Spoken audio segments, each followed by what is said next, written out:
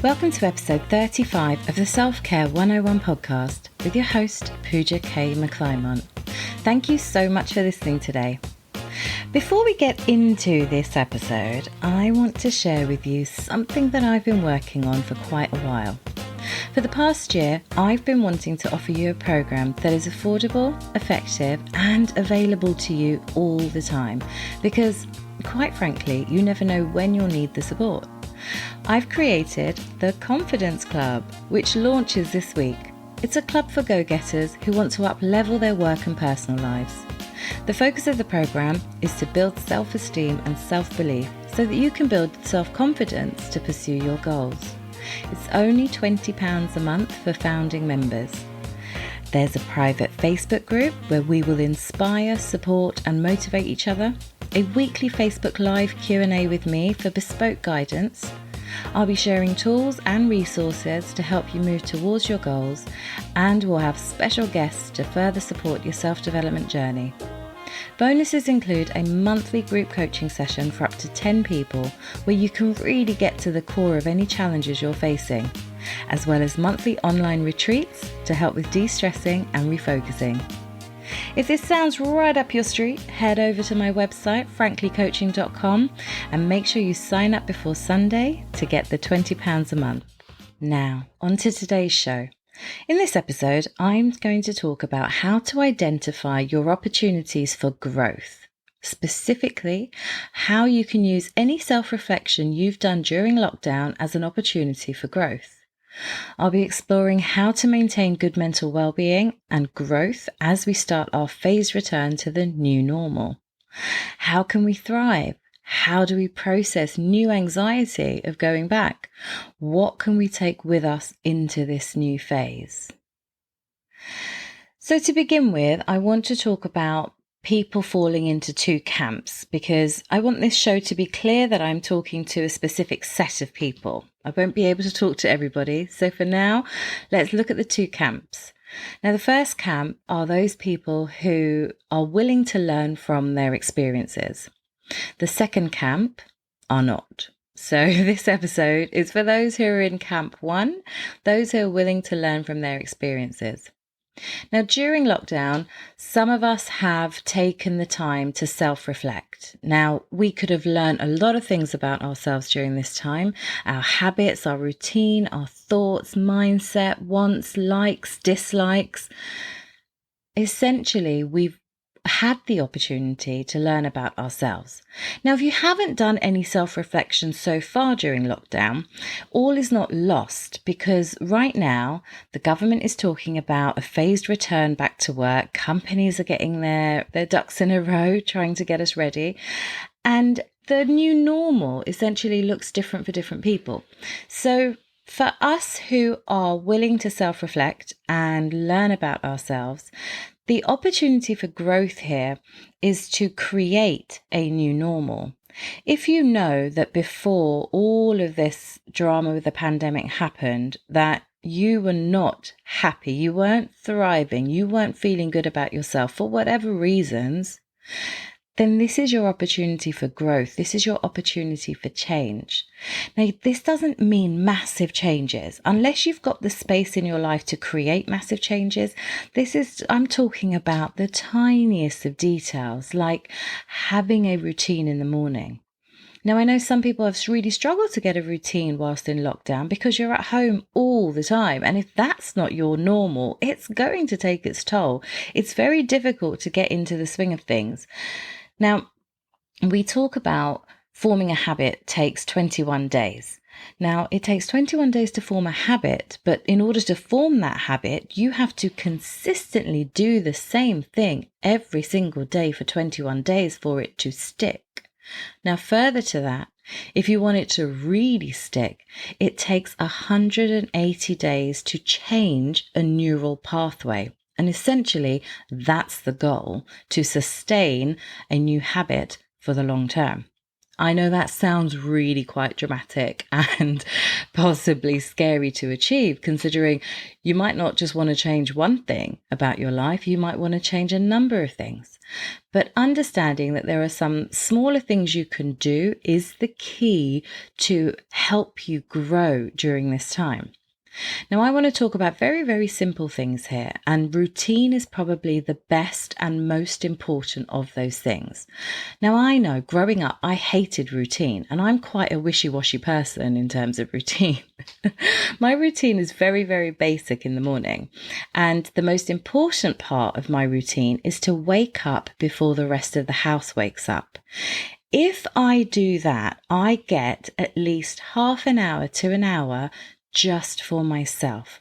Now, don't get me wrong, I do not change the world in that hour, but what I do is I give time to myself to check in with myself, check in with my emotions, check in with my physical body, make a plan or an intention for the day, what I want to achieve.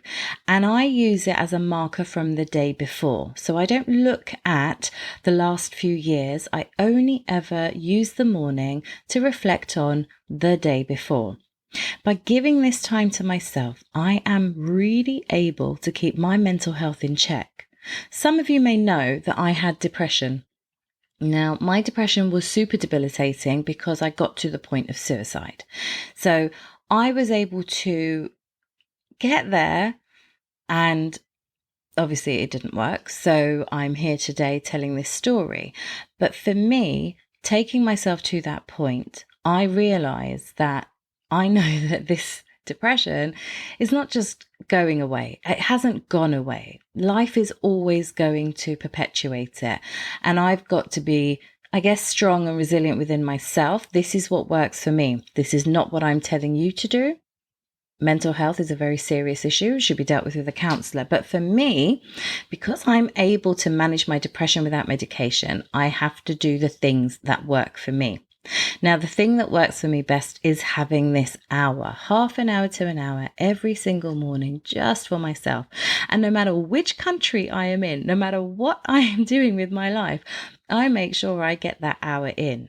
I remember on my retreat last year in Spain, I was sharing a villa with two of my colleagues who were teachers in the retreat.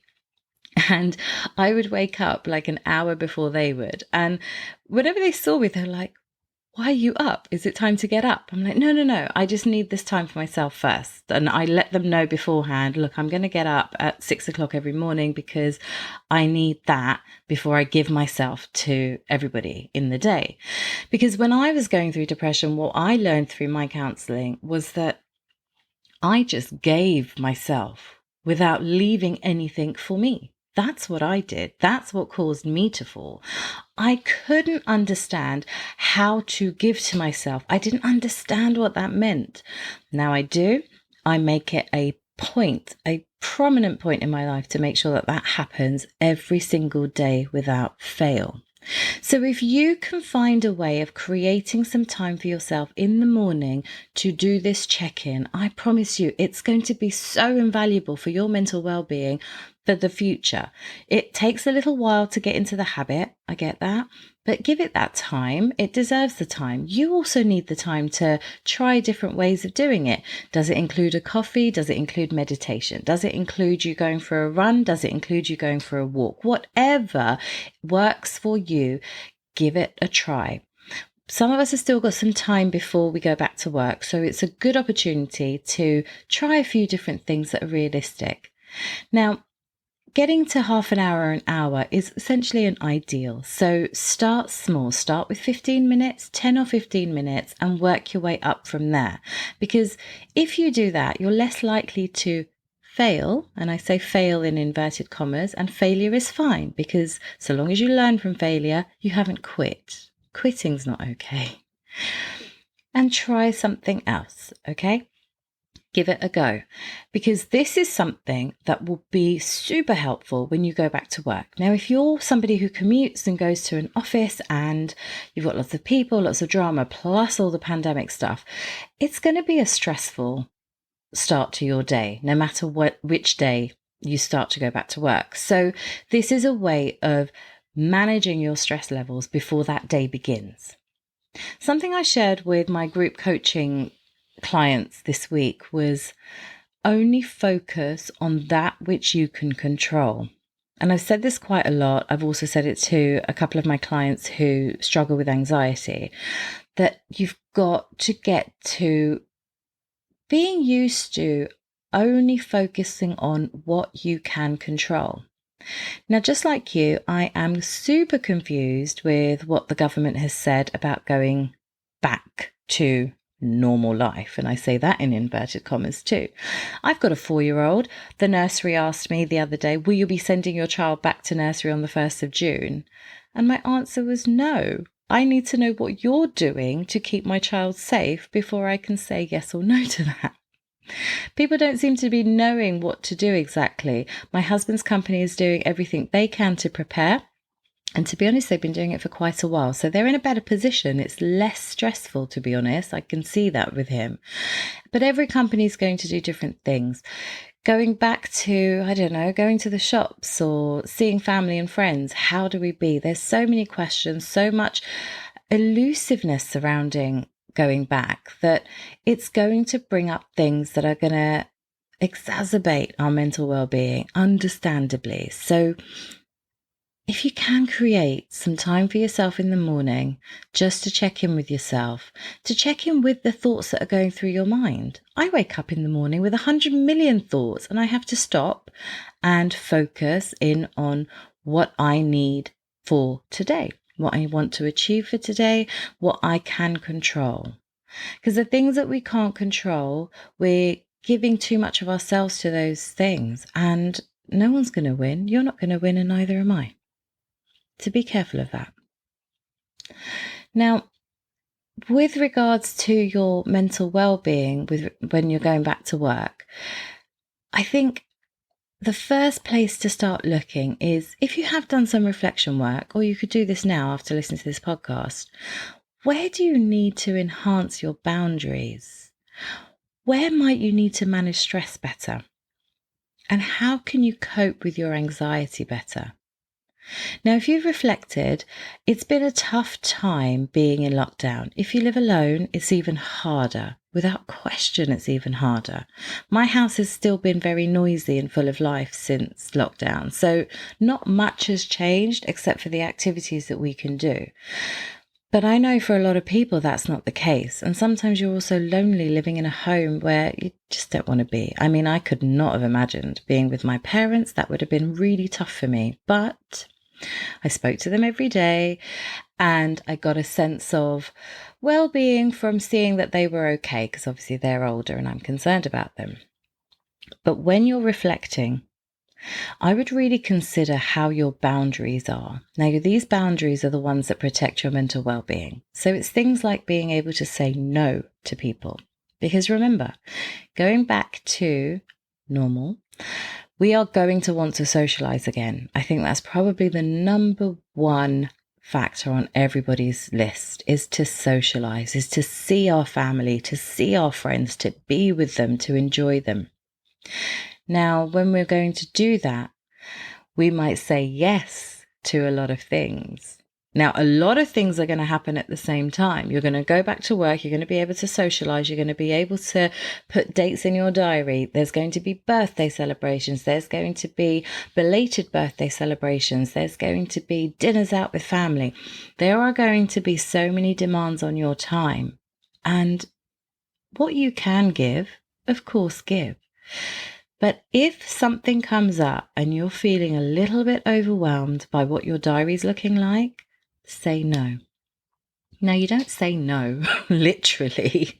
No, I'm not coming to somebody's face. Obviously, you don't want to hurt someone's feelings. But a very simple phrase of, I'm afraid I can't make it, but thank you so much. Hope it all goes well, is all you need to do. You're being true to yourself. You're being true to your boundaries and your needs. And then you won't exacerbate any negative feelings and thoughts towards a situation. You will then be able to decide how you want to spend your time. So have a think about that when you're doing reflective work. Now, managing stress is another thing. Some of us have been doing yoga classes, meditation, going for these daily walks. Now, if you've been going for these daily walks, that is all the stress management you need. Don't try to overcomplicate it now that you're going back to work and new normal and things like that. Don't do that. Try and keep that walk in your life. Now, we've been in lockdown long enough for it to become a habit. Whether it's every other day, ideally, if you can do it every day, do it every day. And again, same with the routine, starting small. Just start with 10-15 minutes. If you can do more, then you give more. Because your day is going to be different now. Okay, you're not just sitting at home and able to just leave the house whenever you want. You may be going back to an office, you may be going back to retail, etc. It's going to be different now. So where can you create that walk? Well, the obvious place is your lunch break. But in addition, you can create it on your way to work. Can you create half an hour to walk to the station? Have a think of these things. I'm not telling you these are the things you should do at all. All I'm doing is trying to give you examples of ways to add something into your life without having to turn your life upside down. Because if you turn your life upside down, it's really difficult to stick to any good habits that you want to stick to. If you have this sort of all or nothing mindset, a little secret between you and me, I have it. But if you have an all or nothing mindset, it's very difficult to sustain the things that you want in your life. So it's important to just take it slow. If you do 10 minutes, and you feel like you can do another 5, then do the other 5, because that sense of accomplishment, that sense of achievement will also make you feel good. And that's going to encourage you again in the long term to keep doing it. So try and keep that walk in place. Wherever you can fit it in, try and keep it in place. We're going into good weather. Hopefully this, it upholds. We know what it's like with the British weather, but hopefully it will stay. So wherever it does stay, take the opportunity. And that's a really easy way of managing your stress. Aside from that, if meditation works for you, of course, do it. Yoga, great. Mindfulness, great. Whatever you need to stay on top of your stress as much as you can, or manage your stress as much as you can, just ensure you do it. It's very easy to go back to bad habits. Our brains love a negative thought. So we're going to go back, some of us can go back to complacency of what life was like before. Be very careful. This podcast episode is about your opportunity for growth. And that's what we're focusing on here. Growth. Enhancing your boundaries with people, managing your stress better, coping with your anxiety. Now, anxiety is obviously different for different people, and a lot of us are experiencing new waves of anxiety that we probably didn't feel before. I was reading somewhere that those with anxiety have found lockdown a lot more manageable because this is the way they generally think, and those who don't normally manage anxiety are really struggling with it. Either camp that you fall in with anxiety, the best, and I say this based on experience with talking to clients, so understand that I am not obviously a counsellor and I'm not talking from a scientific perspective. I'm talking from what has worked for my clients. And it's bringing it down to assess the situation. So when you are feeling anxious about something, I recommend trying a scale of 0 to 10. Where does this anxiety fall on a scale of 0 to 10? And see what you can control from that situation. Again, this is for people with mild anxiety, not really anything chronic. Okay, so that's my disclaimer there. But have an assessment of your anxiety for that moment. Is it about the things you can't control, or is it about things that you can control? If it's things that you can control, what can you do to help yourself cope better? Now, as a coach, I wouldn't tell you what to do. I might give you suggestions based on the life that you live that I know about, but I would never tell you what to do. You have to see what works for you. And like I say, I would give you suggestions like I've just done now with the scale of 0 to 10, but it's ultimately up to you to find out what works for you.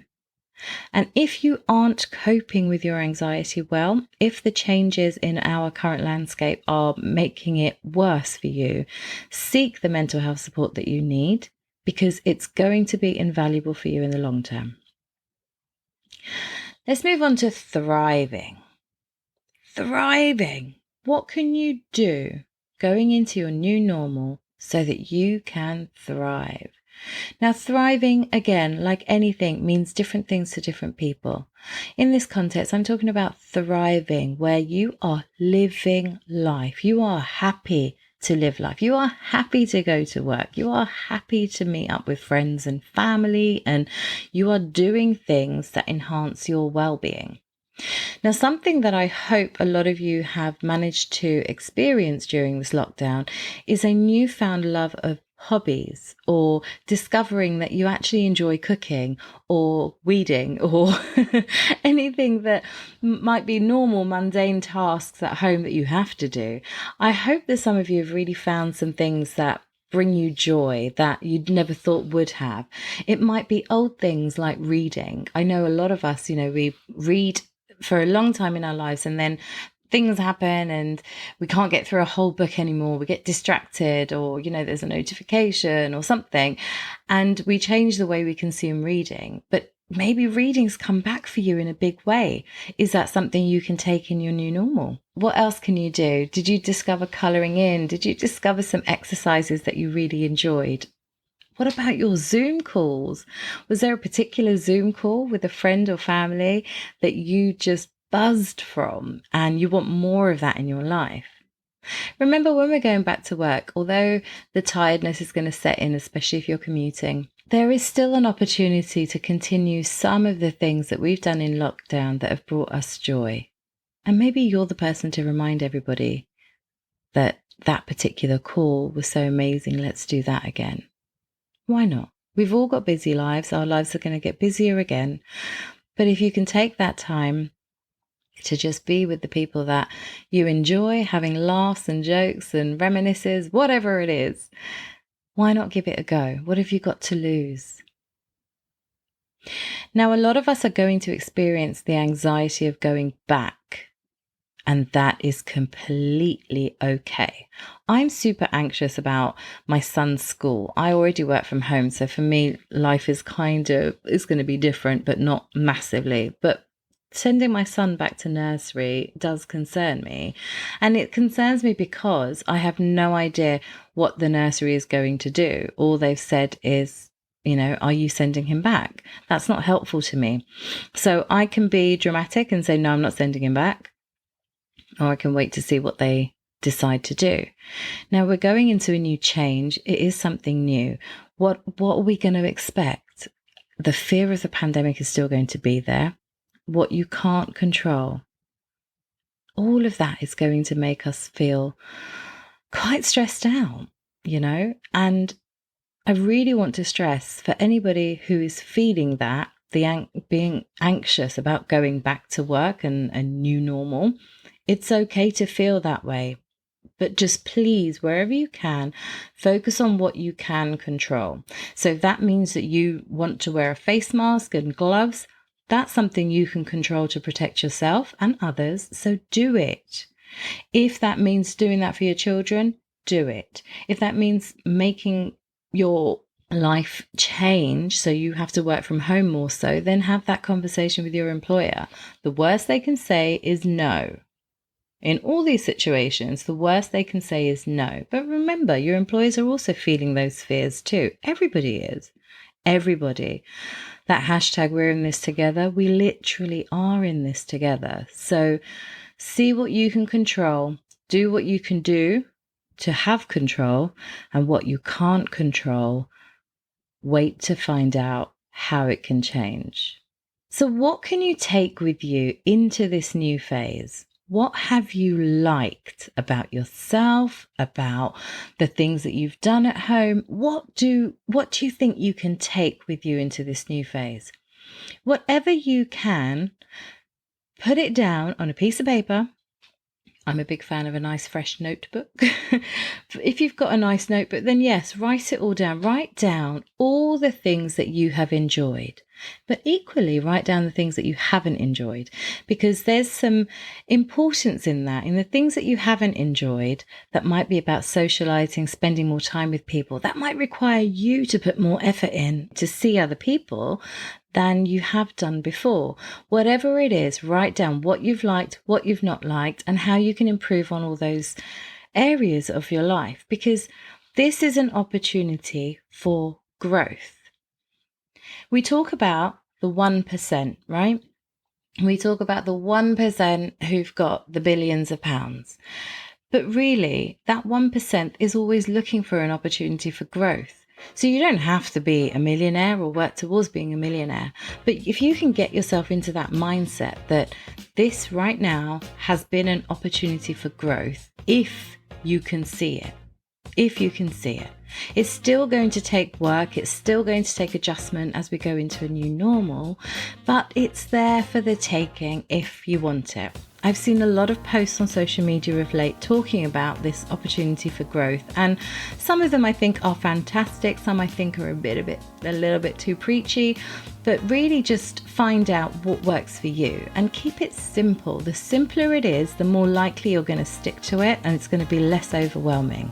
But take this opportunity if you can. Honestly, just take it. Are you willing to live more? Are you willing to be true to you? Thank you for listening to the Self-Care 101 podcast. If you enjoyed this episode, I would love it if you would subscribe, rate and review so that other people like you can find the show. For more tips and tricks, you can follow me on the socials at Frankly Coaching, or visit my website to find out more about my coaching programs and how to work with me at franklycoaching.com. Talk to you soon.